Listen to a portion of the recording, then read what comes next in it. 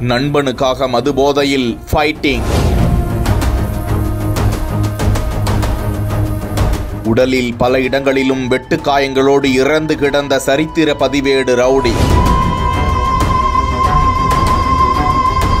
வண்ணாரப்பேட்டையில் நடந்த கொலை சம்பவத்தில் நண்பர்களிடம் தீவிர விசாரணை. சென்னை புதுவண்ணாரப்பேட்டை பாலகிருஷ்ணா தெரு மாடல் ஸ்டீல் எதிரே சி கேட்டகரி சரித்திர பதிவேடு குற்றவாளி என போலீசாரால் குறிப்பிடப்படும் லோகேஷ் என்பவர் பலத்த வெட்டுக்காயங்களுடன் இறந்து கிடந்தார். புதுவண்ணாரப்பேட்டை காவல்துறை ஆய்வாளர், உதவி ஆணையாளர் மற்றும் திருவொற்றியூர் காவல்துறையினர் சம்பவ இடத்திற்கு விரைந்து சென்று அவரது உடலை மீட்டு ஸ்டான்லி அரசு மருத்துவமனைக்கு அனுப்பி வைத்ததோடு விசாரணையில் கொலை செய்யப்பட்ட லோகேஷும் அந்த பகுதியை சேர்ந்த கானங்கத்தா ராஜ் என்பவரும் மது அருந்தி கொண்டிருந்த போது சொட்டை பிரகாஷ் என்பவர் கானங்கத்தா ராஜிடம் தகராறு செய்தாராம். அப்போது லோகேஷ் சொட்டை பிரகாஷை தாக்கிய போது இது சம்பந்தமாக தகராறு ஏற்பட்டதாக கூறப்படுகிறது. அப்போது லோகேஷுடன் மது அருந்தியதாக கூறப்படும் சோபன்ராஜ், கரி என்கிற விக்கி, வினோத்குமார், ரிச்சர்ட் ஆட்டலில் மற்றும் முகிலன், சொட்டை பிரகாஷ், கானங்கத்தா ராஜ் ஆகியோரை சந்தேகத்தின் பெயரில் போலீசார் பிடித்து சென்று விசாரித்து வருகிறார்கள்.